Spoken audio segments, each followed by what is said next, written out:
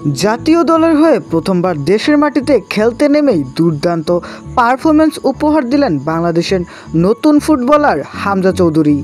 বুধবার ঢাকায় জাতীয় স্টেডিয়ামে অনুষ্ঠিত ফিফা আন্তর্জাতিক প্রীতি ম্যাচে ভুটানের বিপক্ষে দুর্দান্ত এক গোল করে দলকে এগিয়ে দেন এই ইউকে প্রবাসী মিডফিল্ডার। ম্যাচের মাত্র ৬ মিনিটে আসে এই গোলের মুহূর্তটি। জাতীয় দলের অধিনায়ক জামাল ভুঁইয়ার নেওয়া নিখুঁত কর্নার কিক থেকে মাথা ছুঁয়ে জালে বল পাঠান হামজা। তার নিখুঁত হেড গোলকিপারের পক্ষে ঠেকানো অসম্ভব ছিল। গোলটি করার পর পুরো স্টেডিয়াম জুড়ে ছড়িয়ে পড়ে উৎসবের আমেজ। জাতীয় দলের হয়ে অভিষেকেই গোল করে স্বপ্নের মতো শুরু করলেন হামজা চৌধুরী। দর্শকের ভালোবাসা ও করতালিতে যেন অভিষেকে রঙিয়ে তুলল এই মিডফিল্ডারকে। ভুটান এরপর বেশ কিছুবার আক্রমণের চেষ্টা করলেও বাংলাদেশের রক্ষণভাগ তা দৃঢ়ভাবে প্রতিহত করে।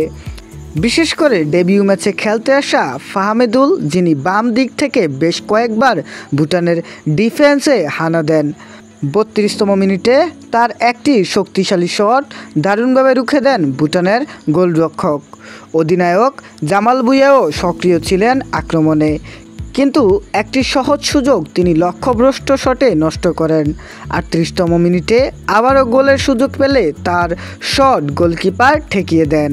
প্রথমার্ধে একাধিক সুযোগ সৃষ্টি করলেও বাংলাদেশ আর কোনো গোলের দেখা পায়নি।